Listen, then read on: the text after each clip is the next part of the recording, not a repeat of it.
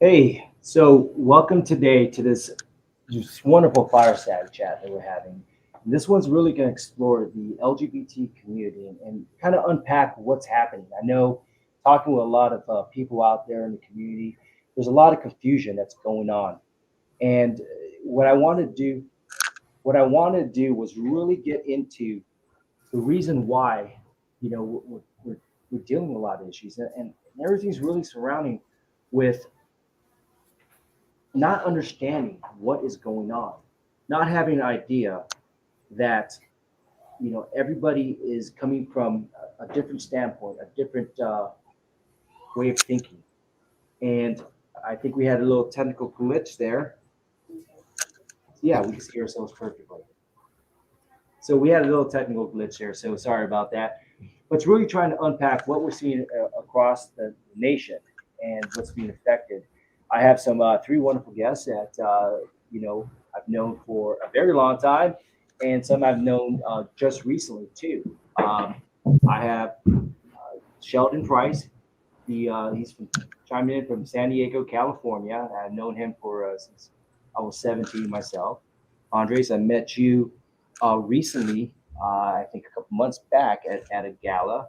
And Jason, really just met you just a couple days ago. So what I want you to do, we're going to go around, we're going to go ahead and talk with each one, and they're kind of going to introduce themselves and kind of get a sense of where they're coming from. And then we're going to dive into some real deep questions here. Sheldon, why don't you go ahead? Sure. I'll quickly. Hello, Andres. Hello, Jason. Nice to meet you guys as well. My name is Sheldon Price. I'm from San Diego, California. Born and raised in Maine, but I spent pretty much a lot of my time in San Diego, and San Diego's become my home for now, as I should say. No happens, whatever happens in the future, it just happens. As far as my background, I am a gay Black man in San Diego. I've been in dentistry for 38 years and now transitioning as an interior designer and just graduated my degree with interior design.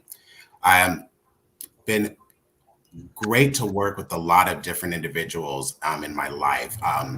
Way that I know Tony, as I met him when he was 17 years old in high school. And at that time, I was coaching a college team at that time, and we were both in the same industry, and both of us happened to come cross paths that way. And he became one of my children, as I call all the students that I've worked with over my many years, in addition to my pumpkins. But at the end of the day, I have had the lifetime of young adults coming through in and out of my life with different backgrounds, different experiences, and having to navigate through all that, which has taught me a lot about myself, a lot about people in general, and a lot about how cultures change and where they go.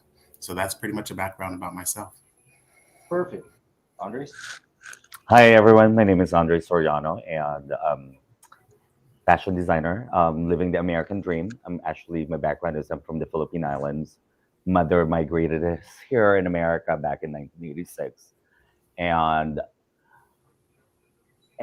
pursue my American dream, which is a fashion designer. I started when I was 16, when I first moved to America. And in high school, they teach sewing. So the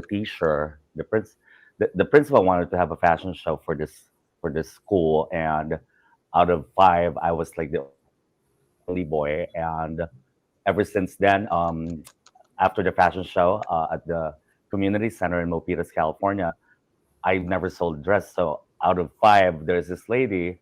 She's like, "Hey, Andre, how much is that dress?" And I'm like, $50. And I was such an awe. I was such a young kid, and then I never stopped with my working as a you know how it is in America. We work, we go to college, you pay your dues, and then Rihanna discovered me on their TV show called Style to Rock, and I worked with a lot of celebrities in LA, and then I got clobbered because I made a "Make America Great Again" gown at the Grammys.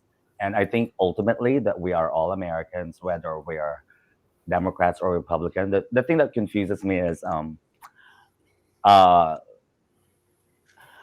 we're all Americans, and I think I know that we live in the land of the free, so people shouldn't judge any black, white, pink, red, whatever we are, or gay, straight. it's just really hard for me because they I was the first one to be, the wokeism in Los Angeles with all the Democrats and the liberals and all of that. I'm an American. That's what matters. I don't care. If you're a politician, do your job. That's all you need to do. Don't like spoon fed us with what's right and what's wrong. I'm not here to preach. As a Filipino American, I love this country so much. It was just 4th of July, and I'm so happy that Tony's running because I've known Tony, for a short brief of time, but I know that he has a heart of gold and he will change, you know, uh, things, you know, here in Washington and all across the board in America. So, and thank you for having me. No, thank you for that. And that lady that has that dress, Mhm. give me a call. I want to buy that dress. Actually, you made a great deal, $50. I guarantee these dresses. We're actually in his studio, so that's why we had a little bit of technical glitch here because we had to transport everything over here. My team actually was excited when they said when Andre said, "Hey, can you have it in my studio?" They're like, "Yes, we're going there." So I was like, "Okay, we're doing it there." So that's why a little bit of glitch here, but that person has that dress is that's a diamond in the rough right there. She won the lottery. Next, Jason, I just met you actually at the parade. We Yes, you had did. yesterday, and we broke bread and talked yesterday. We did a lot of karaoke. Also, Sheldon, too bad you missed the karaoke. So introduce yourself and a little bit about your back history and everything. All right. Hi, guys. My name is Jason. I've grown up in Ashburn, Virginia, pretty much my whole life. I lived a little bit in Leesburg, but pretty much my whole life I've been in Virginia. I'm 40 years old and I'm bisexual. And yeah, like Tony said, I just met him a couple days ago, but I've been friends for a long time with one of his people helping him with his campaign. And so I've heard a lot about him and just a lot of the things that he stood for just really were awesome to me to hear, somebody with the same views and stuff. So I knew that it was something that I had to jump on and get behind. So just getting to speak with him at lunch the other day just really kind of solidified everything for me that this is the kind of direction that I feel like we need to go as a country and just the kind of changes that we need. So it was just really awesome to get to meet him. Thank you. Thank you. Like I said, each person that I try to bring on here, I really want to talk with personally and create that relationship. And I told him also that this whole podcast that we're doing is not going to be a Q&A. It's going to be, I'm going to start the dialogue off and we're just going to go from there. We're going to take 15 minutes at the end to answer any questions. Please keep the questions to appropriateness. We're going to screen it, and anything not appropriate, I'm not going to say it at all. Okay, this is an educational thing. These are getting different viewpoints, so we can kind of unpack what's been going on. The whole goal of this is to bring better understanding. We can only build bridges until we actually figure out, where everyone's coming from, and then we can figure out where we can combine ourselves together, what combines us all together to actually move forward for the best of the community. So one of the hot topics that obviously, has been really on nationwide, and it's really happening in Fairfax now and everything, is, and I have to say it, what's going on with the expansion of the acronym increasing? A lot of people just don't know it. When I grew up, LGBT, that's what it was, and now it's added to that. You guys really expand, and if you want to chime in, the first person wants to chime in, go at it. Go, guys. Well, I think it's pretty interesting. Because when I first moved to America, like I said, back in '86, it was just LGBT, and then they added a T. Now it's all the alphabet. It's like, okay, what's going on? I think ultimately, I understand with the freedom of what America is and to stand for as individuality. I'm all for that. I think that's pretty cool. Mhm. To just like be yourself. There's a contrast being yourself as an American, and there's also a contrast where they, if you don't agree, then there's something wrong there. Because like with me, I'm a Trump supporter. I go to a gay bar with my MAGA hat, and these queens are like totally getting the hat away, and it's like, what are you doing here? I'm like, hello, I'm gay and I'm with my husband, you know, and I just don't understand like why is there like that animosity? Like in the gay community, it says no hate and we're about love, and yet alone, if you believe your belief, then they don't. If you don't agree with them, then you're outcasted. It's almost like when you're in LA, if you're not wearing a Gucci or a Prada or Chanel, then all of a sudden, you can't sit with us. It's almost like the same thing. Yeah. Why can't we just like be, especially when the narrative in the gay community is no hate and it's love, and then all of a sudden when they see that you're different, it's almost like me, like in the straight world, that we call like if I'm on a swim team, and then all of a sudden it's like, hey fag, what are you looking at? And I was like 16 years old. I'm like, what did I do? And then now it's like a switcheroo. All the Republicans, the Harley Davidson, the barely because I made the Trump dress, they all love me. They put me on the pedestal. So it's so confusing. They're the ones that I was afraid of because they're like rednecks, as they call it. I don't know Yeah. if that's the right term now, but Nice. anyway, I'm just me. So You no can say no whatever no you want offense, here. but As long as we don't curse. we're you know what I fine. mean? But Yeah. as far as I think that goes around when then all of a sudden all the letters came in. It's like an alphabet soup. Like what's going on? Yeah. But it's okay though. I think that's the freedom of what America is. But in contrast, you could be whoever you are, but don't, just like in sports, don't dude, you're a man. Come on, of course you're gonna fucking win. Oops, excuse my French. but All right. it's just so crazy. Like, you know what I mean? Yeah. We should have a gay sports or a trans sport instead of mixing it to the women. That's not fair. Yeah. Why did our first lady awarded a man to be a woman, like International Women's Day? Isn't that an insult to you, to womanhood? You know what I mean? I mean, that's why politics is like, just because you're in power, I mean, no pun intended and stuff, but do your job. Like, come on, bro, or girls, or whatever, ma'am. Like, go. There's just so much topic. Like, if I run, I'm probably gonna get killed because I'm gonna stand for what right is. Yes. Because we were all just like you. Yeah. We're Asians. We believe in. We were raised right. I'm sorry, but Asian people are like that. Yeah. We were raised properly, Yeah. but. And Sheldon, I see you smiling over there because you probably have some, Yeah, there's a couple of things that that Andres had kind of touched in. Made me laugh a couple of times over here. What I can say, probably being I'm gonna say probably the oldest of the bunch. I'm How gonna old are you, say Sheldon? I'm 55. I'll be 56 in November. But what I'll say is, when being a product of the 60s and going through what my parents kind of went through, what my grandparents went through, I think that the reason that there is this accumulation happening underneath the LGBT and then the LGBTQ and the expansion of that has a lot to also do with a movement. So a lot of times when we talk about a movement in the past, we talked about civil rights movement. And in the civil rights movement, everybody was fractured in their own entities. But then once they all kind of came together, all different nationalities, ethnicities, races, as well as women's rights all kind of came into play, it created a stronger base or a stronger platform from which they were able to, let's say, get movement, but also politically recognition, if that makes sense. So I kind of think maybe the expansion of the LGBTQ IA2S plus, I think I got that correct, is that I wouldn't know. I mean, this is your guys' show. yeah, part of it too is like we were talking in our beginning conversation is it gets kind of confused and it gets kind of muddled in the sense when there's so much expansion. And so for me, I just think that that's where that expansion has happened, that it kind of helps to get people grouped together to kind of all help move in the same direction that we're all seeming to be going. Perfect. And I like the nice little smile you give him right there. Jason, so you're the youngest at 40. I tried to get someone younger, but I couldn't get anyone younger.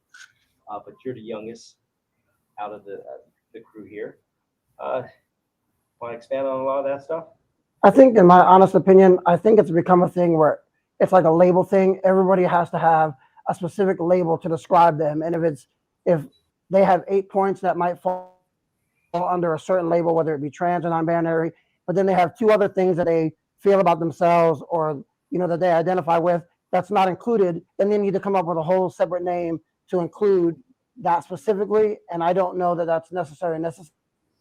It gets confusing. I think people should have the right to, identify as whatever they choose to. But I think it just gets confusing when everybody seems like they have to have a specific name that includes these points. And if there's any points that are included outside of that, then it needs to be a completely different name. It can't be under, whatever umbrella that they've created for themselves. It has to be something completely different. And we just get too many different labels and too many different things that it gets confusing to people. And I think a lot of people aren't necessarily homophobic or have issues with it, but they're just trying to understand because, us in the LGBT community, sometimes we get confused with all the new stuff that gets added in. So we just need to all understand and what's going on so that we can communicate to you guys and let you guys know what's going on because we're all confused. So don't feel like you're alone in it. There's a lot of the people in the community that are confused about what's going on or all the different labels of the QIA plus and everything that gets added. It's all new to us. So we're trying to all understand and try to come to a point where we can understand where people are coming from and respect everybody, but just basically come to an understanding of what's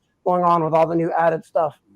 Yeah, and I think that's also a hard fault on us because sometimes we don't take like for me, I'll say for me, it's if it doesn't pertain to my day-to-day life or my day-to-day function, I gravitate to the things that do. So I understand being gay, it's hard for me to understand, let's say trans or bisexual or anything because it's not part of my life. Not to say that I'm against it in any way, shape, form, or fashion. It's just it's not part of my day-to-day function.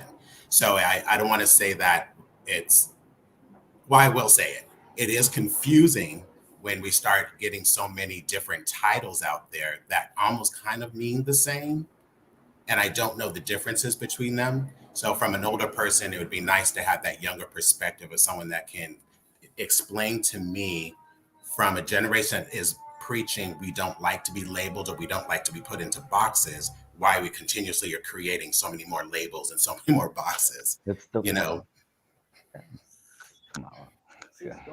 No, I totally agree. Kind of just like being, I grew up in Manila, in the Philippines, and then we have 7 dialects, but the main language is Tagalog. So you can be living in the Philippines, but they can be, there's different languages that I don't understand. I'm like, okay, hold on one second. But we respect each other, but they know the common language, which is the main one is Tagalog. So everyone understands that. But it's almost like the same thing in the gay community. It's like, hey, great, you're gay, you like guys or you like girls. Cool. But there's like so many now that's new. It's like, if it's new, like I guess it's great. I mean, that's what makes America great because you can be whatever you are. Yeah, and being a heterosexual, obviously, I support and defend everyone's rights and under the Constitution and everything I did overseas. It just, even as a heterosexual, it becomes to a point where if you don't say the right thing, you feel, what's the right word I should say? You feel pressure. You feel if I say something wrong, you're gonna come down on me hard where I just don't know. And I think a lot of people Totally that are heterosexual just don't know. I grew up in California, and what I did, I think about 2 weeks ago, Sheldon, I gave you a call and I said, hey, I just need to do a check on this because I got hit a lot on Twitter with people calling me homophobic. I said, Sheldon, you knew me since I was 17. Am I homophobic? He said, unless you changed. No, you're not. And I think it's also where we grew up, and you grew up in California also, where it's the gay community has always been a part of my life. So it's not anything new. right. So you come to I mean, you can be so open in California. Yeah, and so for a heterosexual person, it wasn't even a question of questioning a person by their sexual preference. We just looked at people as people. It wasn't until I actually came to the East Coast where it's been this pressure sitting here, and I think I was talking to some people. It's a matter of that in Southern California, weather's fantastic, 76 degrees. It's probably 76 degrees right now, right, Sheldon? Yes. And very nice today. yeah, and we're so far removed from politics that we're not caught up into this rat race. and we just look at more people as just people. But going into that, you know, as a heterosexual, in how do we navigate this? How do we learn more? How do we interact? I mean, I think right now it feels, at times when you're talking with people of LGBTQ, that you tend to walk on eggshells because you don't want to offend, because if you offend, then you're labeled automatically a homophobic. And I don't think I am. That's why I did that. Oh, not me. I'll say what's in my heart. You know what? If you have a problem with it, that's your problem. No, because like I was like I'm so Californian and stuff, and it's like, oh my god, bro, that's so retarded, and then Yeah. you can't even say that. Like what? Yeah. Someone told me I was in the bar. Like why not? Like I was not even aware of that. Like it's not a good lingo anymore. Like Yeah. Yeah. I'm like, why? I'm so confused. Like Yeah. I was just so accustomed. I mean, I'm an old school and stuff. I mean, I may be gay, but the terminology that you're almost like the new generation is like you're almost walking in eggshells, and I don't Yeah. like that. Like, why can't you just be yourself? Just like me as a designer, I'll design whatever I want, and like that's when I got clobbered. It's like I thought we are in land of the free, and then all of a sudden they don't like it, and then they X you out. That's what happened to me in LA. That's why you end up here Yeah. because no I one think wants to talk to me and stuff because I I'm a think Trump part of it supporter. falls on the LGBT community to have a responsibility to understand that you can't understand what you don't know, and you have to be willing to let people around you and be willing to communicate with them and explain things and let them ask questions and not just judge their questions as an attack or as homophobic, but just understand that they don't know. A lot of this is new to a lot of people, so they're just trying to understand. And even in the LGBT community, there's stuff that comes up every day that's new to us. So we just Right. all need to come to an understanding of each other, that we all just need to be able to hang out with each other, talk and learn and be respectful and just learn these things so we can all understand, because you can't understand things you don't know. I mean, you didn't know how to do certain kinds of math until you went to school, but if you never went to school, you might not have never learned those things. So those things are important to be around those people. And I think with both sides, you just need to be able to be respectful enough of each other to spend the time with each other and not be worried about, oh, I'm hanging out with this gay person, what that's going to look like to me. They're going to think I'm gay. But just be willing to spend the time with those people and with each other so we can learn from each other and just learn where each other is coming from. I think those are very good points. And Yeah, when I I could started piggyback talking, on that a little bit go too. ahead. It's, understanding the whole dynamic of our gay, queer community. Sometimes there's the flip side of it. You have individuals who just don't want to understand, and that's okay. That is 100% okay from my No, it's perspective. not. Just kidding.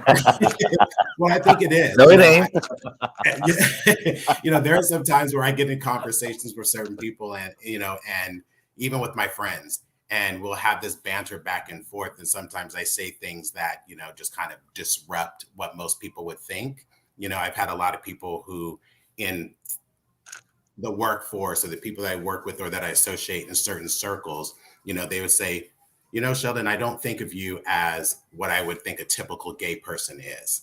And that's probably because I carry myself or talk in a different way, or I don't use certain terminology that's kind of here in today's terminology. But it doesn't make me any separate from them. But when I in those circles and I'm able to hear certain conversations, I think it goes back to them not understanding, sometimes me not being able to understand it myself and to be able to explain it, which then kind of creates, which I always think is the root of most of it, which is fear.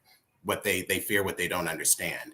And a lot of times it's hard for people when they're in that state of fearfulness to literally be able to open their ears and understand. I do find, like, in smaller groups, similar to like what we have now, when you have discussions with people one-on-one or two-on-two type of things, it makes the conversation a little bit more receptive. So maybe something that we in our community can do is to try to open that door in a different way, instead of just bullhorning it out. We're here, we're queer, get used to it. They don't understand. They don't understand what that means. You know what I mean? We do, they don't. And some of us don't do. And we're getting some questions coming in, but we're going to say that for the end. So questions will come at the last 15 minutes, and so we'll answer those. So you guys have been saying some very impactful things, and as a heterosexual, we're trying to really navigate through this confusion. And I can tell you this, that talking with a lot of people, there's a lot of issues that they feel, which is the pressure that is going on with having to accept everything, not just accept you as a person, but everything, the whole lifestyle, everything, to a point where it's really becomes over the top. And granted, my heart comes from the Holy Spirit. And when I talk to people, these are questions that I'm getting back on why is it so much? Um, like I said, I came from California, Southern California, where it's never been an issue. Um, and everything I defend is accept everyone for as they are. We don't judge anybody.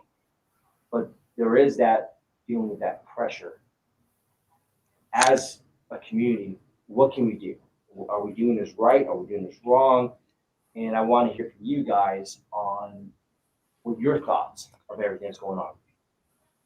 I think for the most part, like what the narrative is, I'm gonna go back to, like the leaders in the LGBT community. Like there's a campaign that says no hate. Do they really know what that means?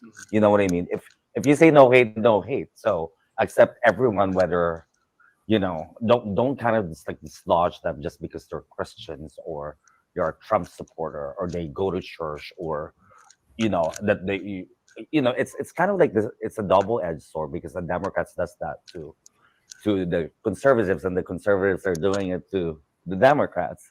So it's hard to like really meet. That's why I always the common ground here is we're all Americans, period. Can we just like understand that for 1 second? Like that's the refining moment of what America is. It's not about, I yes, it's great to have a voice of difference, and that's a voice of reason. But that doesn't necessarily mean like with the media trying to make us fight, and I hate that shit. Excuse me, but it's the truth. Like, you watch CNN, they're fucking liars, and then there's Fox News too are becoming so like who tells the truth nowadays, who freaking tells the truth, we all seek for truth, and I know that we are very resilient people in America. There's people that doesn't even care, like, that watch news and stuff, but their heart is real. They love this country. There's a lot of immigrants. We're all immigrants that came to this country, and we love this country. And with the politicians, this is like taking over the Washington. I mean, it doesn't really matter if it's Democrat. It's the narrative of these people or the belief that they were going to really help the country, not their pocketbooks. Yeah. That's really where it's at. I was dragged into this political arena, and they put me like in the pedestal, at least half of the country. But now that the economy is bad, now it's like, oh shit, I should have voted for Trump. But the point is, you know, we don't care if he tweets and stuff. But the fact of the matter is, if it's really not helping an individual here in America, or it's hurting their pocketbooks, there's like a lot of single moms out there and dads that are, are surviving. I meet all of them. It's just so amazing. We are just like back in 9/11. We are a resilient country. We were one. Why can't we just go back there? It doesn't matter what color you are, what creed, what sexual orientation. The media is a problem here. I'm sorry, but it's the truth. They're confusing us. They're freaking make us all fight, and then they robbed us with this pandemic that's like full of shit. Sorry. How can you go to an airplane and wear a mask, and then it totally disappeared when you're eating, and then you have to put the mask again? I'm like, am I like really that stupid? You know, I want to like just like jump off the plane like right now. I mean, what is wrong with society? America should be the beacon of hope and light. That's why Mother moved us here. And now I can even express myself as as an individual. It's land of the free, not being restricted. It doesn't really matter if you're gay. I know it's the topic of gayness and all of these things, but we are Americans. We're crying out loud. That's my take on it. Perfect. So as you can tell, It's crazy. everybody, Andre's Sheldon, you are you're a Democrat, more than a moderate, right? Well, I'm a Democrat. I'm a registered Democrat. That doesn't mean that I wouldn't vote. I've voted for many Republicans. I vote for who I feel, based off my data and research, is best for the job, to be perfectly honest That's with what we do. Yeah. yeah, You're you making know, me straight. I didn't vote for Trump. I did not vote for Trump at all. So But good. once he did, win the presidency, I said, well, let's see what he can bring. Let's see Exactly. what. And he had a lot of things that, not a lot, but there was a Absolutely. few things that he actually ran on that I actually liked, to be perfectly honest with And you. no one talks about Rich Cornell. Like he has I became one of his advisor in this on his gay team. No CNN, no nothing. They always talk about Trump. They don't reveal the truth. Trump has done so many things for the gay community that no one knows. I'm like, why is this happening? Like, and then like Facebook and Twitter, they're trying to delete all my postings. I'm like, what the fudge? Like, what is happening to America? It's like, is this kind of the afraid that when I first came here, like then all of a sudden it's like it's not anymore. And it's like, how am I gonna be a proud American? I think a big Well, I thing That's think so that, too. crazy. I think a big thing too is we get into this mindset that if we love somebody, we have to accept everything about that person, and we don't. We can accept and respect people, but we might not agree with every single thing that they believe in, and that's okay. You have parents that love their kids, but they're not going to let certain things go because they know the dangers or they know the effects that that's going to have for their child, so they're against it. It doesn't mean that they love their child any less, but they have to say no, we're not going to do this. And I think there's things that you can say, to whether you're in the LGBT community or not. You can tell somebody, I love you. I don't agree that this belief that you have about this topic, but that doesn't mean that I don't love you or support you. We just need to learn how to support people as humans and be trying to see how we can Yes. do better and make people better as a human being, regardless of what they believe in or what their sexual orientation is. And so if there's something in the LGBT community that's not right or that's not bettering them as a community, then we should be able to point those things out and try to help them and not have it be, oh, well, you don't agree with this topic that I agree with, so you don't support me at all. That's just people being over dramatic and taking it to the extreme, Yeah. and that's where we have a lot of issues. Yes. and I so- know. So well, something that Tony, you started off in the beginning was, and that you had said, like, why is it so much? Like, why is it out there? Or why is it so much? I like to think things kind of swing on a pendulum. We have these things that happen in time throughout everything where you need something very drastic, very hard, very in your face to move the needle. You know what I mean? It's been proven over time that the little nudges don't work, or it's not getting us there fast enough. So I think that what we see when we're talking about that influx or that overflow of stuff happening and things now being so out there, it's now time for people to start paying attention, learning for themselves. And that's a big thing. I'm not going to come down on the media because I think the media has its flaws, just like every industry has their flaws out there. But at the same time, it's like they are giving their perspective. And when I listen to, the weather I'm not forecast is good. CNN used to be like, the middle of the road, and they're kind of going their little ways too. But as I've learned in life, as I get older, I need to hear those different perspectives that are different from mine to be able to understand how to have a conversation with somebody who doesn't share my exact same thoughts or opinions. And that's very interesting, Sheldon. When you said that same thing, I need to listen to other points of views to shape your mind, shape your thoughts. And I think as society, we lost that ability, especially as being heterosexual, lost the ability to have a conversation with someone from the LGBT community and ask a question without feeling, am I going to offend the person? Am I going to be attacked because they feel that, or they're gonna rape you? Yeah. Some heterosexuals are like that. It's like, bro, any one of those things, I think we've lost sight of that kind of stuff to where we don't feel that we could have the ability to just reach out and say, hey, I don't understand. Can we just talk about this in a civil way? And I think it's been, this has become a touchy subject. Now, going back to the news, and, we're talking about the news and how much, obviously news likes headlines. Mm-hmm. And they put, having a conversation between a heterosexual and a gay person about, hey, what is this all about? Can you educate this with me? Is boring news. That is not going to drive viewership. What do you guys think? How is the news and media playing into making this unsettlement happening between the community. And what do we need to do as a community to fix that? Well, I think I for would, me, I'll say that the news is always going to have different news programs, different channels. They're all going to have their own views and beliefs, and we know that. But I think as people, we need to learn how to check and verify things for ourselves. Mm. So you can tell me we might be more of a fan of CNN and their beliefs, and there might be a lot of things that they stand for. But at the end of the day, we still need to take everything that they say and look at it and try to check and verify those things for ourselves, so we know what's actually true. Because we know that even people that we might feel normally tell us, the truth about things, can still make mistakes and can still say things, that uneducated against us or outright lie to you. So you have to know how to go and verify for things as yourself personally, and check to see if those things align up with what you believe in. And then we have to go based on what we see. We can't just take everybody's word for it all the time. But I think a lot of times we just kind of jump and be like, well, we agree with Fox News a lot. So we're just, everything they say has got to be the truth, and anything CNN says has to be a lie. And that's not, there's people that lie on both sides. So we have to be able to look at it and just take it for ourselves and just see what do we see and what do we choose to believe, and just be a little more responsible. Good, good. Right. Well, for instance, like, we all have an icons and stuff. Like, celebrities will look up to them.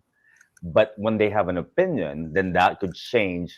Like watching The View, I almost just want to throw my cell phone. It's like, are you really saying that right now? But anyway, but that's my opinion. Because sometimes you fact check things, and when people report things that it's not true, then it's it's offensive, just like what the word is now that exists. It's like that nothing offends me, but then again, of course, it's gonna get you upset if they're not telling the truth. And we like what you said. I highly agree that you fact check things and stuff. And with YouTube, with everyone's camera and stuff, there's no way out, like, to lie. And then everything is out there. It's crazy. And it's just it's saddening, like you have you have your inspiration, and then I think in America, it says in God we trust, and we believe in God here in America. It says on the dollar bill. It's the founders. And I think American people are very loving people. I know that. And it's just that we're kind of just like being misled when people say something, and then depending on how our upbringing are, then we are easily persuaded of. I mean, we're kick-ass, we're Americans, but sometimes when we have an icon like Rihanna, Madonna, or all these singers and actresses, and we look up to them, and sometimes, unfortunately, these actors and singers don't have the right message, and then it depends on your upbringing of how you can perceive that and adapt to it or not. That's interesting.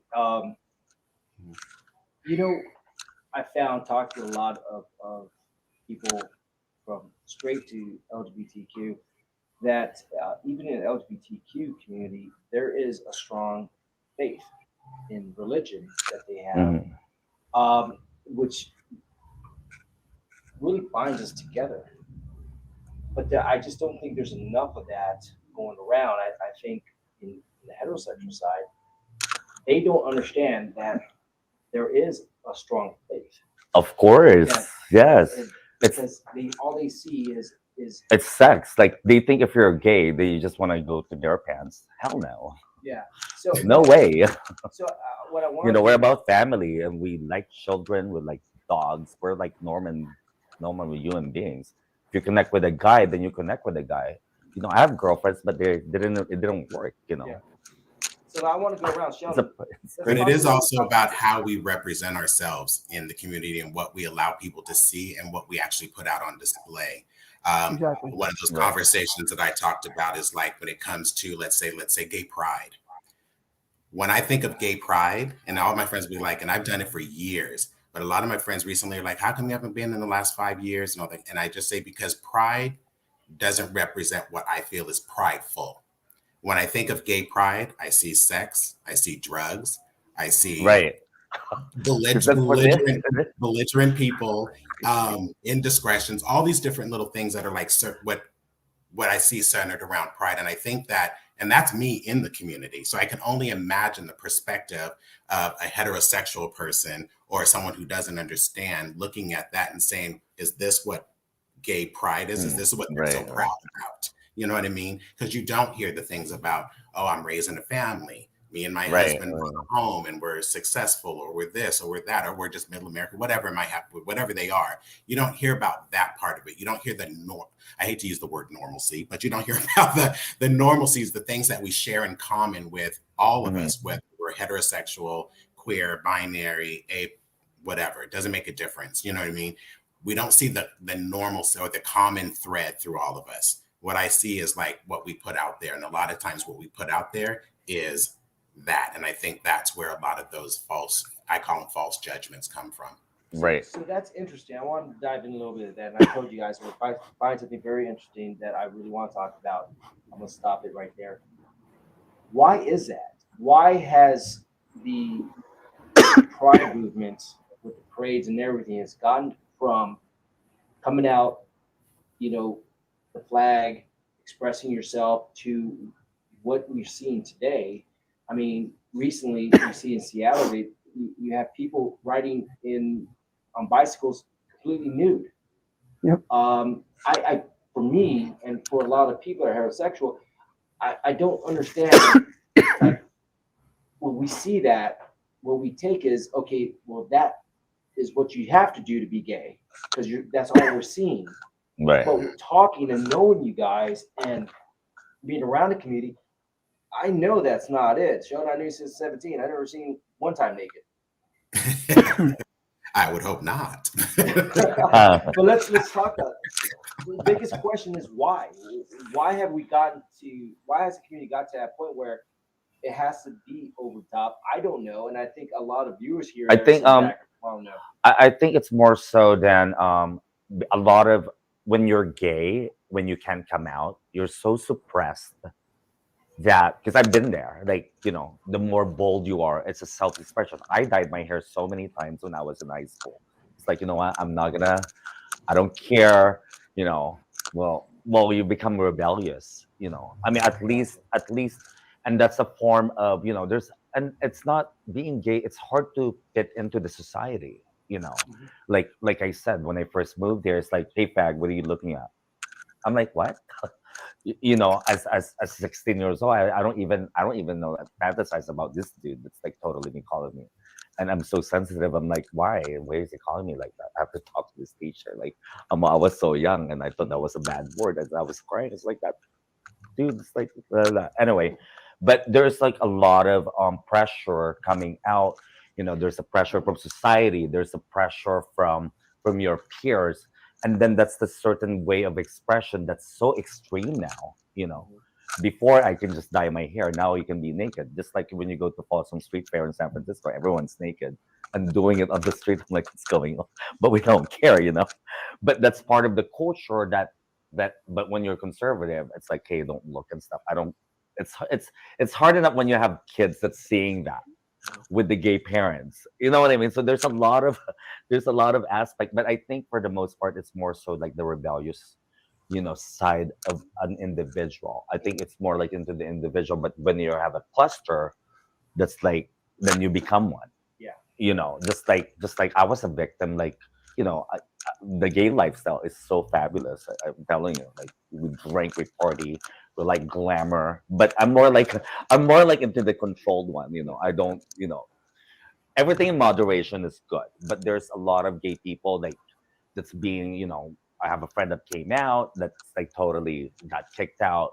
There's one, unfortunately, he felt so disowned that he killed himself, and those are the things, especially like the crime rate, right, or the suicide rate right now with the youngsters, because they don't have the right they don't have the right that was Mary, you're right in front of the camera. no one's telling them like it's okay, to nourish for them. It comes from the heart, because I was there, it's like no one's guiding you, and then you become bad, and that's why they become rebels, and that doesn't necessarily mean that they're bad people. They're just like, they just want to be loved, I think, for the most part. Don't you feel that way? I feel like it's so everybody, like crazy. individual has their own reason, but I think a lot of it does stem from a lot of that. Just people that have been felt like they couldn't be themselves, or their certain family beliefs didn't believe that. Well, then when they were finally able to express themselves, some of them might have taken it to the extreme, just thinking, well, now I can be all the way this way, just to kind of throw it back in your face. So I think there's different reasons for different people why things are, and I think it's been a lot of that has been kind of common for so long that now for like the younger gay people and the LGBT coming up, they almost feel like that's just the normal for Pride. Like, oh, this is what we do. Not realizing that a lot of those people were just stemming from being like, I know as a kid, my big thing was my mom was very religious and we couldn't watch anything but G-rated movies. So I knew the minute I turned 18, I couldn't wait to go to Blockbuster, get my own card, and rent an R-rated movie. Just because I wasn't allowed to do that. And it became such a big infatuation for me. And then it was kind of like, oh, this is what it was that we weren't able to do. But for a lot of people, when you're not able to do something, and when you're told something's wrong, and then you finally feel free from that burden, you feel like you can be yourself. Sometimes we do take it to the extreme and just kind of go crazy. We want to just live it all the way up. And then, like I said, I think just over time, it's kind of become a thing now for the younger people that, oh, this is what they're doing. This is what's expected for Pride. Not taking the time to actually learn what was the reason for Pride and why we had these things. And I couldn't agree more. And that's the same thing. That's kind of like what I was hitting on before. Like when I I'm speaking from San Diego Pride. I've been to pretty much everything on the Western front when it comes to Pride. But it's one of those things where it's like, I feel that there needs to be, and maybe there is, I just haven't seen it, the messaging of the things that are outside of what we're putting out there from that standpoint. Like, what are we doing? Like, I was blessed enough to have a family that supported me when I was younger. And that was just, I'm the odd coming from my age time. My parents said, you're Black, you're gay, you're an American. That's how we're raising you. And you still have to be able to get up every single day and support yourself. You still have to get up every single day, go to school, do everything that's going to be required you to be a successful human in this world, period. No matter who you decide to go to lay down with, no matter who you associate, no matter what groups you are a part or affiliated with, at the end of the day, you still have to be able to sustain yourself as a human being in this world. So that's how my parents raised me. And I've had that benefit my entire life. Those are the things that I want to see the gay community do and get behind. And I think that if heterosexuals or people that have a different perspective sees that side of the gay community, then it might make the coming together happen a little bit faster or a little bit more with understanding. No, I totally hear that. You know, like I said, I'm going to interject with some stuff and something really, you know, the emotion that you displayed, Andres, on kids and the stress. Right now, mental health is huge. It's one of the things I'm running on, and mental health it comes in all fashions. I mean, we're talking on the vehicle coming over here, kids get mental health just simply because they're forced to achieve something that they don't want to even achieve. You know, they're forced to do certain things like academics, and they just don't want to. That stress, it affects mental health. So I kind of want to talk a little bit about the mental health aspect of being, you know, in a closet and the stress of that. And I want to kind of go around to kind of give your perspective of how it was, stress you felt. And really it's geared towards having a better understanding of what young kids may be going through and how can we better support them. So let's start with Sheldon. Why don't you go ahead? I'm not sure what you were. So I kind of want to talk about, you know, coming out, the mental stress, the stress of that, support. What do we need to do? How does it affect a kid? Wow, that's a lot to unpack. The one thing that I can say is that we have mental illness in everywhere. It's not just the gay community. It's not just Black people, Filipino, white. It hits us all. It hits us all. I think that now I see it more than I've seen it when I was younger. And I'm not too sure, though, if that's just because we didn't look at it the same way back then as the way we're looking at mental illness today. You know, think about it when we were younger. For us to be, I mean, we had conversion therapy, we were told that there was something mentally wrong with us. So I can see how maybe a lot of people are drawing that conclusion that this expansion of the LGBTQ is just continuing to grow, but it's also adding in mental illness into that as well. And people who kind of come from that need a different, I guess, a different system or a different support system to help them. That would be the best way that I can put it in those terms. And Grant, I just want to make clarification on this. We were talking back and forth. The stress that I'm looking at that we're putting on kids, obviously give the example of a kid that is being told they need to strive to a certain level and they got to get certain grades, and the stress that's put upon them to not, when they don't achieve that, I kind of want to expand on, when you guys are coming out, what kind of stress did you feel coming out? So the listeners can kind of understand, how hard it is at times when you're struggling, trying to figure out yourself, but then also trying to appease, say, your parents or a peer group. Got it. Okay. I kind of want to expand a little bit on that. Okay. Well, I can say from my perspective coming out, I had tons of support. So as far as the stress there, the only stress that I had was there was not enough representation, or there was not enough available for me as a go-to when I was coming out. It was still taboo, so to speak. We kind of still kept it on the hush, on the down low, so to speak. So those things were kind of not there. The only things I can say that were stressful was trying to find my way. How was I going to, where was the community when I was young? I didn't know where the community was. It was something that just fell into my lap, and then I kind of heard about it. And then I started investigating, understanding that the family's unit that would normally be there was no longer there.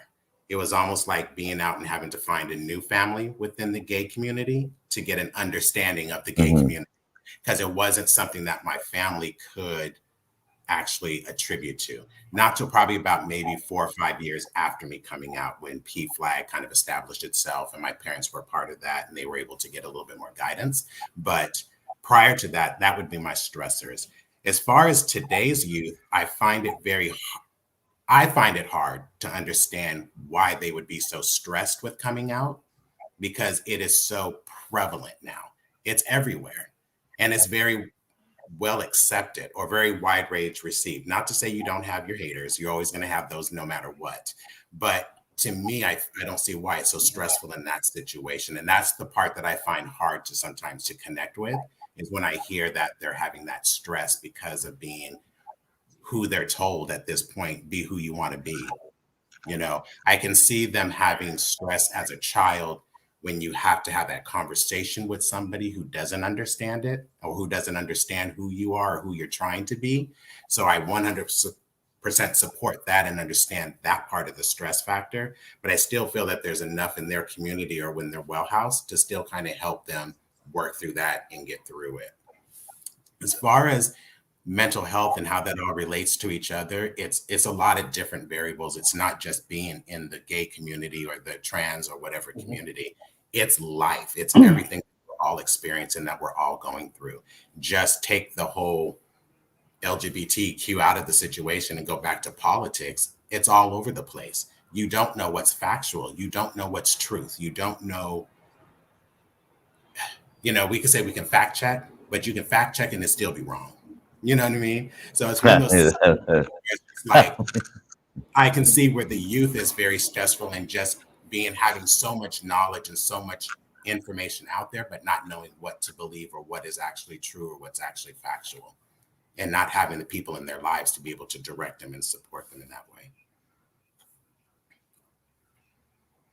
All right, so Andres, tell us about your view coming out, how that was. Well, it's kind of different because I'm in a different generation. I grew up as a conservative. We go to church every Sunday.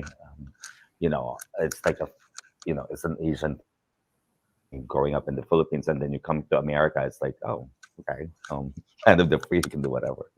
But this is where I really just like, I become a rebel a little bit. It's like, hey, you're here because I was very in a very constrictive environment where I was told that if you're gay, you're gonna go to hell. you know? and then that all my cousins and stuff, they're all getting, the tradition is very like you have to have kids, the expectations, you should be a doctor or this and this and that, in the Filipino environment, and I kind of just like have to just to kind of blend in to have a girlfriend, Yeah. to so that you won't get called out and stuff, and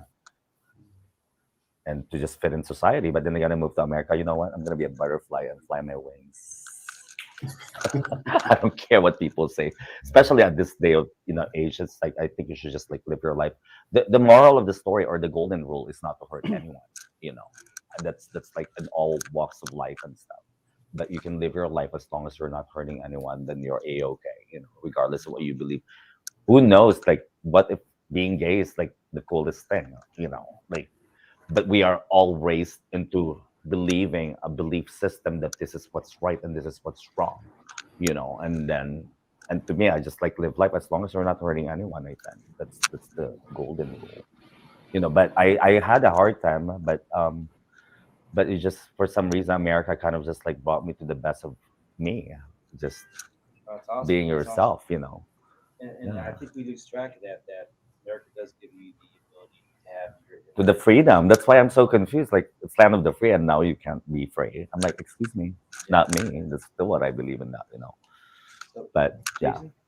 I think for me, a lot of it just kids. I think just natural. I would say the majority of kids want to make their parents proud. yeah, They want to be accepted. So yes, it's hard when you're told that these things that you know that are who you are and things that you realize you can't change are things that are disappointing to your parents, and you feel yeah, like you want to hide those for so long. yeah, But you have to come to a point where you realize, like, at what cost to your own personal well-being and mental health do you let these things go? And at some point, you have to realize that that's more important than making your parents proud. At times, is you got to get to a place where you're mentally and emotionally healthy and stable to be able to, live your life, because that's where a lot of these issues come with.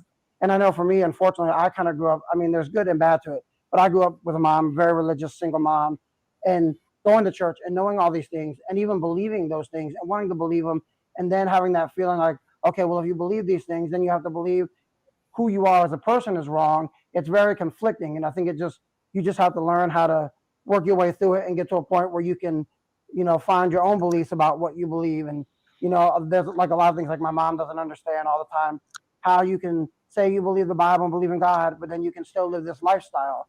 And I just had to come to a point where this is what I believe about it. This is what I take from the Bible, and this is just what I have to believe about it. And I just have to respect, as long as you're not coming from a place of hate, that that's how you feel and that's what you yeah, believe. And I feel exactly. as long as people aren't being hateful to me, I respect anybody for their beliefs. We all have a right, because I believe my ways, and I can't expect everybody to agree with how I feel. But I also feel like that's a big issue in the LGBT community, where we judge people. If anybody believes in God or religious, you're automatically supposed to. How can you be a Christian with what they do to us? That's so That's wrong. You're such a hypocrite. And to seriously me, it's not. Like, you can believe right. how you want to believe, and I completely believe in Exactly. God and the Bible, but I don't believe necessarily everything Yeah. or everybody's interpretation of the Bible. But I think that goes back to the fact checking. You have to go back and investigate for yourself and find what you believe for yourself. And Hmm. once you know what you believe is the truth, you might have things that you get wrong, that you think might be right, that you get wrong and you have to change or you have to apologize for. But you have to go with what you believe in, and you just have to stick with that. And you can't let people try to persuade you to believe something different. Hmm. But on the other hand, I do feel like growing up, my mom always told me, listen to everybody. And you're going to know what's right and wrong and what you need to do. And if a stranger is telling you to do something right, then you know to do it, regardless of the fact that they might not be your parents. They're telling you a good thing, so you can go with that. So I think we just need to kind of listen to everybody and have an understanding of what's right and what we believe. So we know that, okay, when someone's telling us the truth, we can agree with it. And when it's not, we can choose to disagree and not go with that person. But we just have to understand, be able to fact check things for ourselves, and just kind of understand what do we believe, and then stick with what we believe and just go with that. That's I very would good. say something to that, and that is Go I ahead, Bob. grew up with a mom who she's not a religious mom, but what she did was she made sure that we had some type of a religious root. So we grew up Baptist. What my mom did though was when we became a junior in high school, she allowed us, she says, I'm not keeping you tied down to a Baptist religion. It's if you choose to stay Baptist, you stay Baptist. But if you want to go out there and research other things, then go out and research whatever else. It's not for me to guide your spiritual journey. It's for you to have your own spiritual journey and your own spiritual connection with God. And that relationship will guide you where you need to go. And so I was very grateful with her in doing so. But one thing that I do want to tie back to kind of what we were talking about before, and that was hearing your guys both talking about religion. It made me think about when I was younger myself, and I was hearing certain things within the Bible that didn't sit well with me, and we all know what those things are. But we had that feeling like, okay, I'm either being judged or I don't belong here. I'm not part of this, or I'm not understanding this. And I think going back to some of the things we could talk about with mental health with children today, and that is them getting information at a time in which they cannot physically process that information.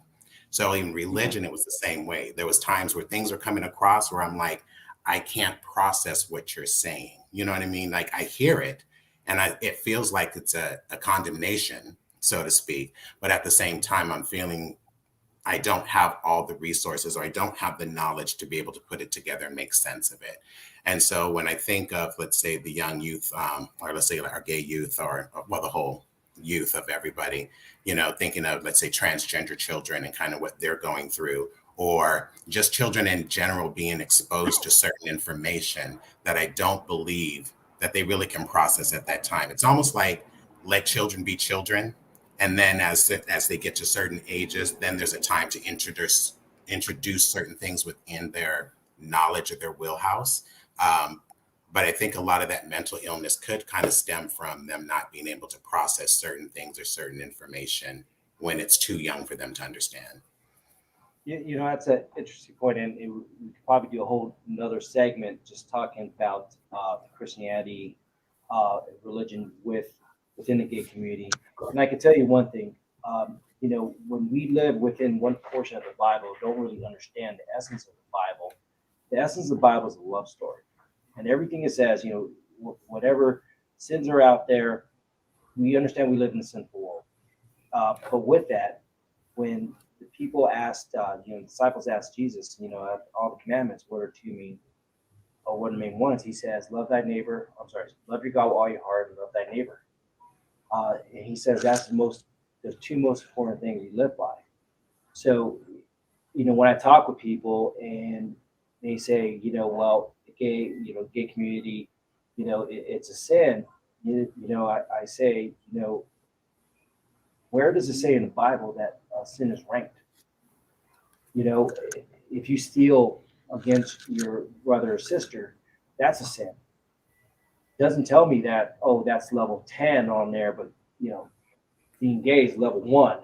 Right. Nowhere in the Bible does it say that. So when I do talk to Christians, I bring that up, that we live in a sinful world. So why are you ranking a sin that is worse than what you did by, say, talking bad behind, say, your brother or sister and saying bad things behind their back? That's sinful in itself. So I think there's a lot of, when we start talking about religion, we could do a whole nother segment, and a lot of people know that I could really dive into a lot of that. But, when we start talking more about the community, about coming out, and Sheldon, I want to segue to what you started saying about kids not understanding how you looked at the Bible at first, and there was a lot of things you just couldn't comprehend. And I think it's because you didn't understand the essence of the Bible. And I kind of want to segue into, what are we doing with our kids? And I know that's one of the biggest questions that's going out there is, are we allowing our kids to be kids and go through the process, or are we trying to do what we normally do in society, diagnose and then treat right away? I can tell you this, my son, was diagnosed with ADHD and put on medication and everything. And did it help? Yes. But did it also give him a crutch to like feel himself like, this is what I am and I can't get through this? So I want to kind of dive into that. What are we doing with our kids? Is it healthy that what we're doing? And how do we need to steer this in the right direction to where we're providing the support to kids that have these emotional issues they're going through, not understanding where they're at in their sexuality. But then again, you know, without pushing too much pressure that starts labeling them, oh, you feel this way, you must do this, and now you must do X, Y, Z. So I kind of want to dive into a little bit of that. You know, what's proper age to start introducing that type of thought process to kids? We'll start over here. We always go last. Well, I think first of all, we can't diagnose, like as a country, we can't diagnose all kids as a country. I think it has to come individually. As parents have to know their kids and know what's best, because everybody's different and they have to know what's best. And we have to allow parents to parent their kids. If you come in and say, oh, well, you can be trans if you want to, and then kids are like, well, see, mom, they said the country's saying that I can be what I want to be and I can have the surgery, it creates an issue. I think if we just let parents do the best they can, and parents make mistakes, but if we let the parents their kids, they're ultimately going to know what's best at that particular moment for their child and what needs to go. And I definitely think there's an issue with kids being too young, being exposed to things that a kid shouldn't be exposed to because they're a kid. So I think there needs, I don't know necessarily what the age should be, but there should definitely be an age where kids are able to experience things for themselves. But before that, kids just need to be allowed to be kids. They don't need to be stressed out with, well, maybe you're a boy, maybe you're a girl, maybe you need surgery, maybe you need to cut off your body parts. That's not for a kid, and that's not healthy, because then the kids are focusing on things that shouldn't be focusing on, like school, making friends, living their life. They start focusing on things that should be things for adults to focus on. And I think as parents, we need to be allowed to be able to step in, whether it's in the schools or in the country, and just say, this is what we're going to do for our own child. How you raise your child is your way, but we're going to do what we think is best. And of course, parents make mistakes, but they have to go with how they were raised and how they were taught, what they know, and do the best that they can for their child individually. Yep. But if you step in and try to tell parents how they have to raise their kids, it just creates all kinds of issues. No, I completely agree. Like, it's dead on point. Dead on. Very articulate with that. I agree and disagree to an extent. The parts that I disagree with is I think that we have a lot of parents out there that aren't parenting their kids, which I think is a large part of the problem in the situation. And they I shouldn't say rely upon, but for some reason it has defaulted back on our educators to, like, I hate to say it, but they're educating our children, but they're also raising them to an extent. They become that extended parent in the home that's giving them the information that's out there that the parents don't have. Now, I don't want to judge parents by any means. I know it's a tough job. Just taking care of my fur babies alone is enough. So I can only imagine how it would be having an actual mouth running around talking. But at the end of the day, I feel that, and I know it's generational to an extent of what information certain people know based off of the generations to which they were born at, and whether or not they're open enough to seek and get new information to help guide children into that. I agree on the sense that parents do need to step up. They need to be the ones that are educating their children. They need to be the ones that are an active participant with guiding the child and helping them to maneuver and understand whatever direction that child chooses to go. When it comes back to introductory, it's hard to say. It's hard to say because one 8th grader is not going to be the same as another 8th grader. I've met 30-year-olds who still have the mentality of what I would say like my newborn nephew is. You know what I mean? Like it's hard to say what's a definitive age. That's going to take the medical background, the field for them to kind of figure out. But I think that's something that's lacking in the whole discussion. And that is that there needs to be those people that are trained, educated in this field to study and to do analysis and figure out where the margin or where the bar lies as to when to introduce things to certain. Like, I know when I was growing up, we didn't have sex education until I was in high school. But our sexual exploration started later. Children today, I think their sexuals are starting a little bit earlier than my generation would be. So I think that has to come into play. But again, it has to be at a level in which they're able to comprehend and understand. Like grade school, no. That's just out of the question to me. I don't think that any type of discussion, whether it be about trans, gay, sex orientation, sexual intercourse, any of that should be part of that curriculum at that point in time.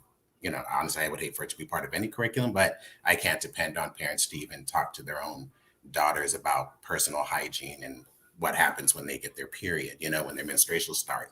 At the same time, young men, the same thing. I can't get parents to have those conversations with them. So I don't know. That's a tough one to kind of unpack. That, you know, that's a loaded question there, Tony. Well, that's how I like to keep things kind of loaded with that. But you know, here's the thing: until we start having these meaningful conversations about this and coming with a consensus within the parents, with educators, and counselors, to kind of come out with a agreement. Okay, at this point in time is where it's better to start introducing these new things. So until we start having these conversations and building this bridge together to really have this dialogue, is when we can actually come out with proper solutions to this. Because I think right now it's just running rampant to where, just teach the kids very early. They feel a certain way, just we see something, just teach them. And as if they could comprehend what they're digesting in. I mean, for me, we don't allow our kids to vote until they're 18. Yet we're giving them so much power to make decisions. And and to me, they have to be at a certain age where they're making these decisions, because you can't vote till you're 18, you can't go in the military till you're 18, Mm-hmm. can't drink till you're 21, but you can have these, as a child, you can make these meaningful decisions for yourself in your developmental phase and where you're still growing. And I think having conversation like this just sparks a collaboration to really look at from both ends. Okay, when is an appropriate time to introduce this? And talking to a lot of parents are just saying, we want to be part of the conversation. And I do understand that, parents work and teachers, God bless them, they're out there doing, God's work every day, educating. But we still have to have that respect that this is still child of the parents. And we have to look at this as we support the child and we support the parents going through a lot of different things, because parents need education on a lot of things too. I can tell you that when I adopted my son, I went through classes to be a foster parent. And when I finished all those classes, I actually told him, I wish I had this when I had my biological kids. I learned so much. So there's a lot of knowledge that parents don't have to understand any of this stuff. There's no courses or anything, and everyone's just trying. I think educators are just trying to do the best for the child, the kids. I think parents are just trying to do what's best for what they see the best they can. And in the middle, if we don't come together, the one person or the one set of group that's going to be affected by all of this is the child. Exactly. Until we come together, and it's a partnership. Mm-hmm. So I could go into many more things. I think my team is waving at me that we have some questions. I want to get to some of these questions. Hope we get all of them, but we'll see. Question number 1, and who's it to?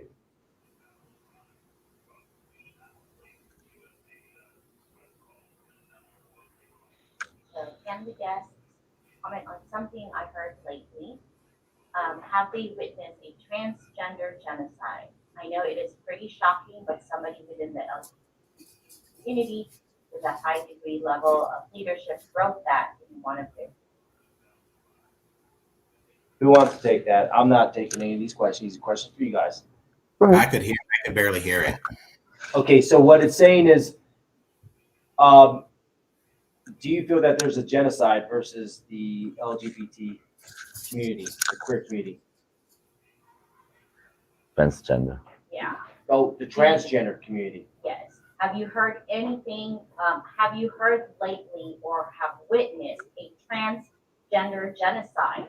I know it's pretty shocking, but somebody within the LGBTQ community with a high degree level of leadership wrote that in one of his. All right, that's yours.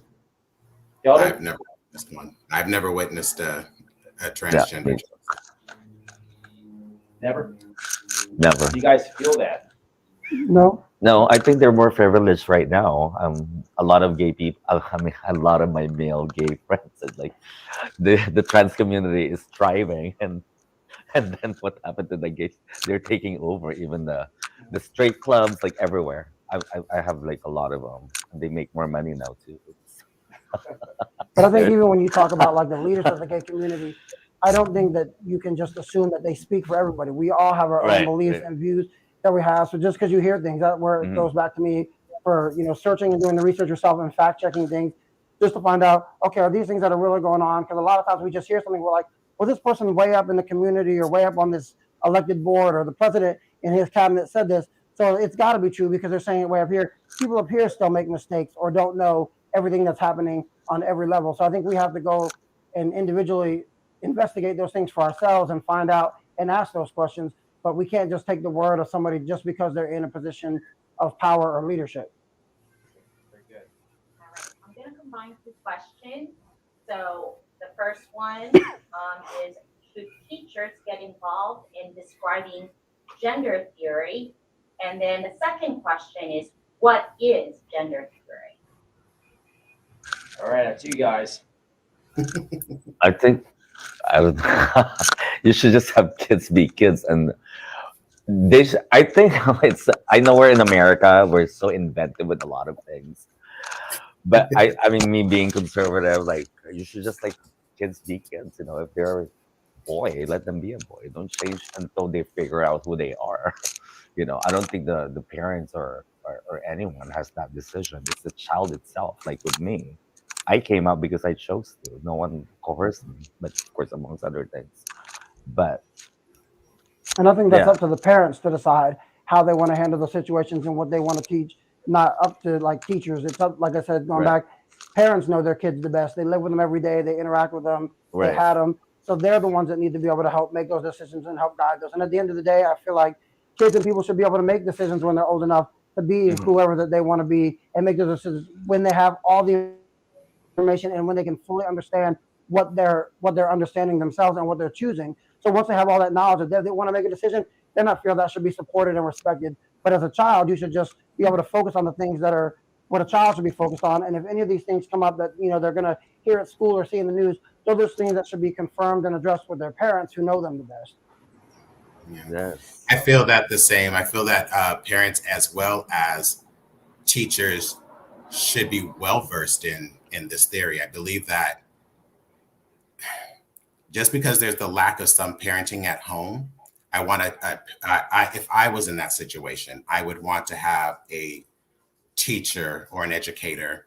Doesn't have to be the actual teacher, but an educator or somebody that that child can speak with to get information when the child is questioning it. You know what I mean? Like I feel children should be children. Allow them to. They're going to identify how they identify. That's going to happen. We all know that. It's in us. As we were young kids, as to where we are now, there are things that I used to be when I was 15, 16, completely different than what I am now today. But at the end of the day, those things I navigate myself through, and I'm pretty sure all of us are the same way. We will define whatever gender that we want to be within ourselves, with or without the support of parents, without the support of an educator, without support of friends. It don't make a difference. We're going to identify that. It's going to come. But I believe that when those questions start to come, parents need to be the first line of defense in this event. You know, they should be able to understand and be able to have that conversation with them. And if not, know where the resources to get to help in that situation when that child starts to have those questions. The other question is, should it be required to teach the students or should it be available to them if they ask? I think it Not should be available in some ways to them if they ask, but I feel like the people that are giving that information need to be educated themselves and fully understand everything, and not just someone who says, well, I support everything. So if you're coming to me asking, can you be a woman? Sure, you can be a woman. Cut it off. It's okay. They need to be educated on what that entails and what's involved in that so they can give you a more educated insight to what you're actually considering or what you're actually thinking about. So I think there does come a time where it needs to be outside of the parents who just don't know how to handle where kids can go to talk about it, or where they might not feel comfortable talking to their parents and they need somebody. But those people need to be people that are going to guide them in an educated way and have knowledge themselves, and not just, somebody who's like, well, yeah, I support whatever you do, so just go be yourself. It needs to be from an educated place if we're talking about children. Right. Exactly. And as well as helping to educate the parents as well. Yes. The next question is, should candidates for the school board run on the basis of their sexuality, whether it be LGBT, whatever acronym in the community?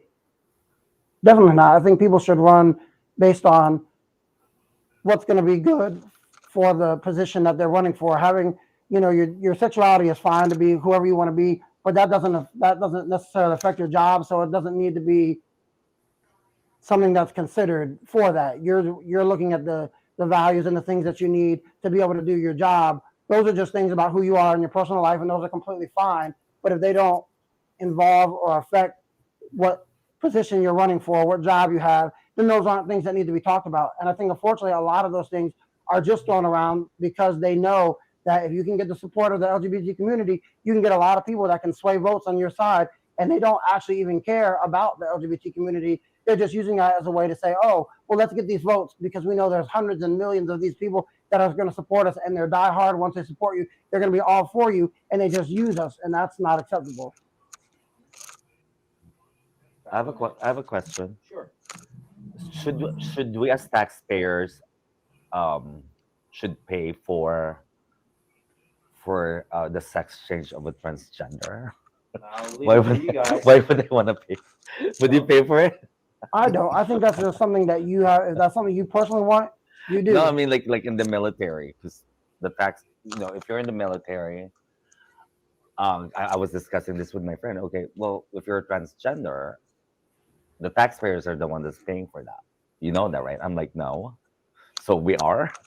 So I'm like, why do we have to pay for it? You know what I mean? Like, I think as I much don't as know. you come to a realization of that's who you are, who you identify with, that's ultimately your choice. And if that's the choice you want to make, there's nothing wrong with that. But then you need to support your choice financially, however you're going to do that. And that's something that you need to come up with the money for, because it's not anybody Yeah, I else's think so. responsibility because you feel like a woman to pay for you to become more like a woman, physically or whatever. That's not up to other people. I mean, Sheldon, I saw you. I would taxpayers have to don't pay get for people's boob jobs.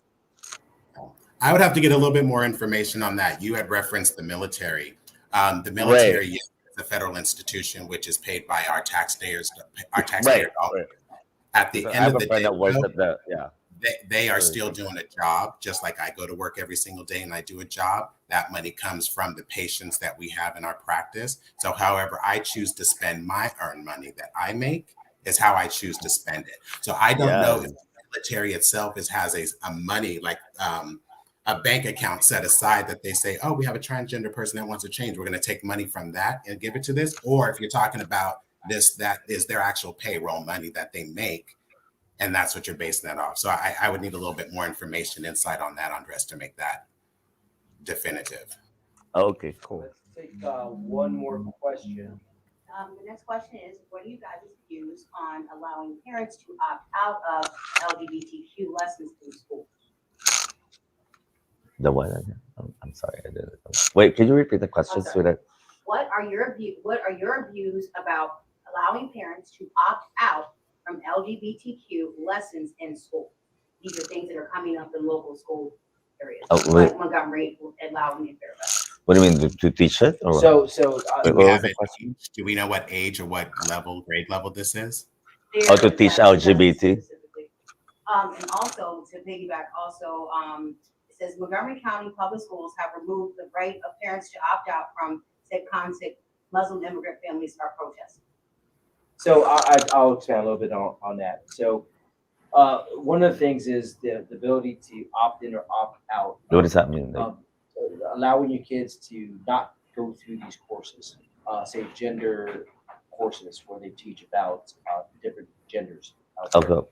So there's a big thing with the communities all around the United States where parents feeling that they're losing the ability to say, you have this type of curriculum in there, I don't want my kids to be exposed to this right now. And they're not giving the ability. What are you guys' thoughts on that? I think it 100% should be up to the parents and how they feel. Because again, like I Thank said, you. Yeah. they know their kids the best, and they know at that Yes. age level what they feel is appropriate for their kids to be learning. So it should be up to the parents what they allow their kids to involve in. Just like it's up to the parents what they choose to allow their kids to eat. You know, they might not let their kids eat junk food and Coke all the time, and that's completely okay. It should be up to the parents how you raise your child. I know when I was Yes. growing up, my mom had the option to take me out of health class because she didn't want me learning what she felt like they were going to teach. Like as long as you put a condom on and you're safe, sex is okay. She believed something different, and so she was able to opt me out. And even though at times it was awkward, like I had to sit in a completely different classroom, you know, by myself, she was able to opt me out of those things that she didn't want me to learn about or that she felt might be taught in a way that she didn't agree with. So I think it's definitely important to have that be up to the parents to know their kids the best and to be able to make those decisions for their child. Kelda? I think the parents need to be part of that education, to be honest with you. I think it's something that should be with the child and the parent, to be honest with you. I don't know how they can make that happen and if that's possible. I feel that parents don't always have the answers. I feel that they don't always have it right, to be honest with you. When I think of my parents or my grandparents, or even if I was a parent, my mentality of what I was raised to be is not what is today. And those children of today, I believe, need some type of guidance and some type of helping and understanding of things. And I feel that there needs to be something in place. And I hate to see whether it's an opt-in or opt-out thing. I almost tie it back to just American history in general. We need to be able to teach facts, and we need to teach truth. And those things have to be taught by educators. I don't think parents are the right people to always do that unless they, for some reason, are getting some type of training themselves to be able to have those discussions. So as far as opting in and opting out, I would sway that it would be something that they should not be able to opt out of. Okay. Just real quick, one of the last things is, they suggested that if you would be talking about education and parenting, let's talk to parents and educators. Are either one of you guys on the panel a parent? I am. Exactly. I have a stepson. I think it's very important for me personally just to be able to be the one involved in making those decisions. But like you said, I think there are important times where the parents might not be educated enough, you know, not even out of not wanting to, but just out of not knowing or not having the resources. So if parents can have more resources and understanding, there might be things that parents are able to understand and change their opinions about, and they might have different views once they understand everything. Because a lot of times we just are kind of ignorant to things because we don't know and we don't look for a way to understand these things. We just kind of go up with the way we were raised. You know, not saying any of that's wrong, but we just know how we were raised, so we kind of go with it. But if we're willing and have the resources available to kind of learn other viewpoints and stuff, it might help change. Just spending time with people and understanding. And I think that goes a lot with like the LGBT community. Is a lot of people just don't understand because they don't give the time to get to know us or to hang around us and understand, because they think hanging around us might make us gay or just it looks weird. But if you just give the time to be around people and understand their point of view, they might give you some insight that you never even thought of, and it might be able to change some perspectives for you. So like, I think we should always be willing to learn information and take in new stuff and learn as much as we can, and then make a decision on whether or not we agree with any of that. Because there might be things we realize we do agree with if we just understand and have those things available to us. Yeah. And I can piggyback on that with Jason. It's like you look at us, I don't want to say the opposite of each other, but in a sense, he has a child. I don't have a child.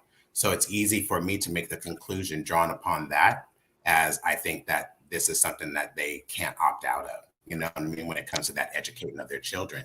But listening and having this conversation with him helps me to understand where he's coming from as a parent, you know what I mean? Who feels that control needs, or that, no, I shouldn't say control, that's not a good word, but that guidance, you know, for their child and when they get introduced to certain information, you know.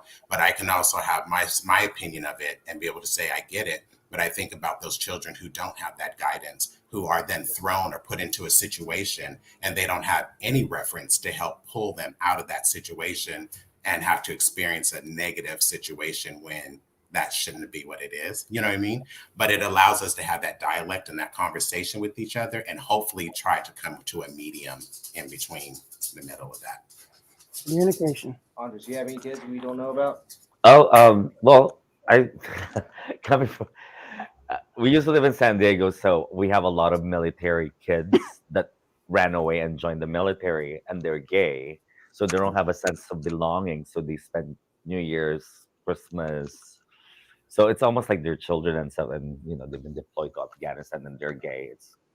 And but I think, but yeah, those are my kids. That was the question, right?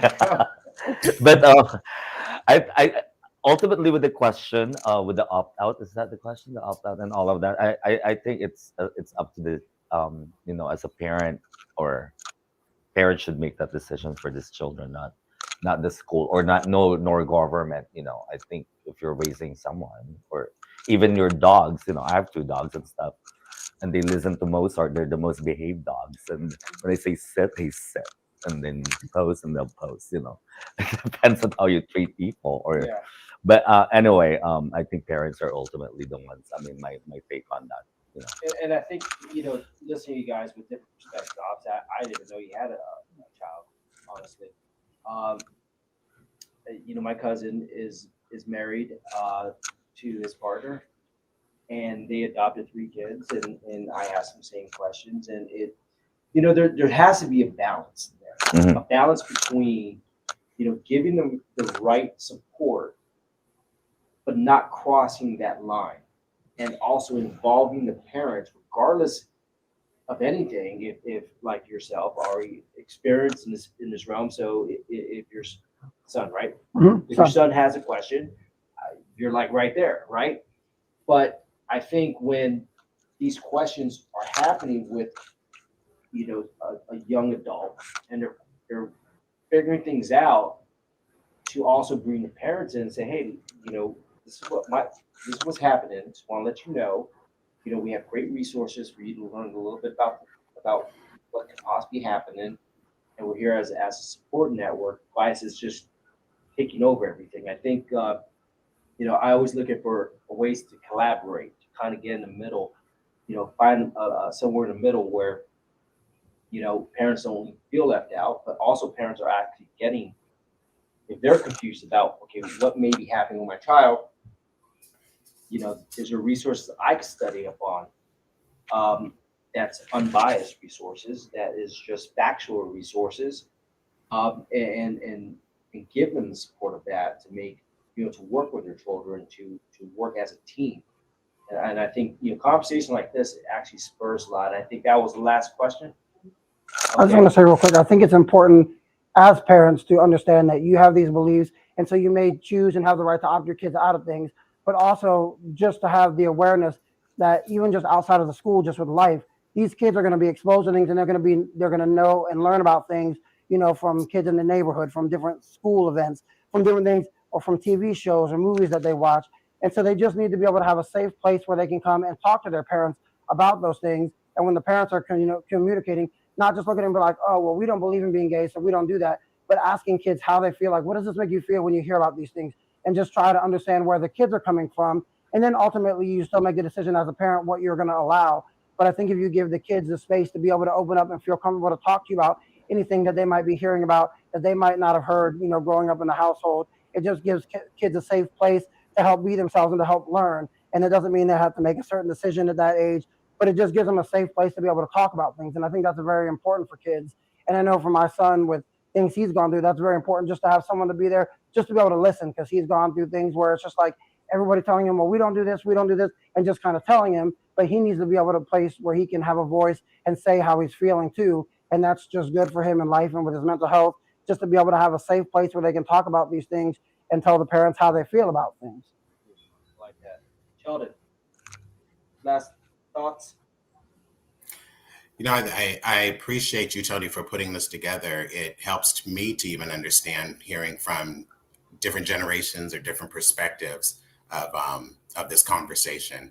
I hope and encourage, this type of platform, and it makes me even think, like when we were talking about gay pride and stuff like that, it would be like, these would be the things that I would love to see the community do to actually help get a better understanding of what's what's going on, in this time, and how we can all kind of bridge this gap of differences between each other. No, thank you for that. Andres, closing thoughts. Um, it's very educational. I'm happy to meet Sheldon and Jason, right? Having exchanging point of views and stuff. And I think our the viewers, hopefully they would with this conversation that they could learn something from all of us. And Tony, thank you so much for we wish you the best. You're a perfect contender to change the landscape here in Fairfax, and Thank you. and God bless you and guide you, and please bag it.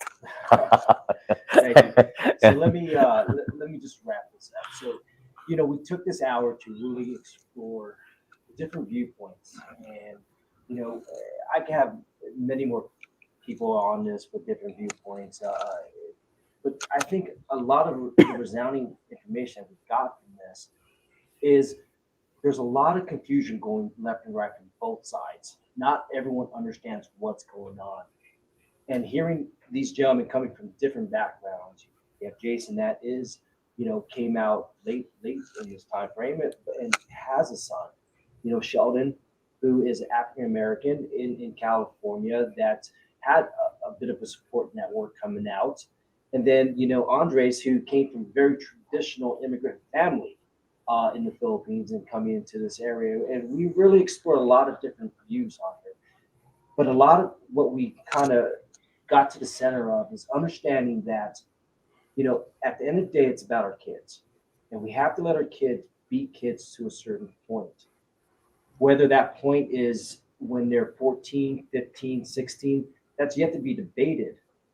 But this is a combination of having the right people, to include the parents, to be part of this conversation, to kind of decide what is the best route. Now, I can tell you this, one route isn't always the best, but we're going to try to do what we can. We're going to try to satisfy the majority of that. I myself is going to continue this effort to bring both sides together, to come have this meaningful dialogue, come out with something more sensible. And more sensible in the sense that we keep focus on the kids, first and foremost. Our kids are not pawns to be played around with. They're not a political football that we can throw around because the political winds are leaning this way or that way. Okay? These are lives, and every life is special. And regardless of if it's an LGBTQ issue, if it's stress going to the kids because of getting certain grades or entering college and they're stressing about their SAT scores and the stress we're putting on to them, we got to be mindful of the stress that we're placing, the exterior stress for them to conform or for them to feel wanted or welcome. So from what I want you to take from this is really explore your own self. Explore, are you using bias in the decisions that you're making? Whether you're part of the LGBT community or not. If you're part of the LGBT community, are you using bias because you want everything your way? Or are you being open and welcoming? On the other side, you're heterosexual. Are you using bias because you just you refuse to understand that there could be a possibility that your son is part of the gay community and needs to explore this? But first and foremost is we don't need to put pressure on our kids. Let them be kids and let them express themselves and come out as needed. All three gentlemen came out at different ages, different times. They all have different journeys during their life. They all explored themselves and their sexuality in different ways, and ultimately leading to where they're at right now. I think it's up to us to allow our kids to do the same, not put pressure upon them to tell them that you have to do this or this or this. So I want to take this time to thank each and every one of you. You guys talked about some personal stuff. Sheldon over in California talked about some, real deep things that I think is going to really help a lot of people. If you have any further comments on this, if you have any disagreements, please send it this way. I'll be more than happy to answer it.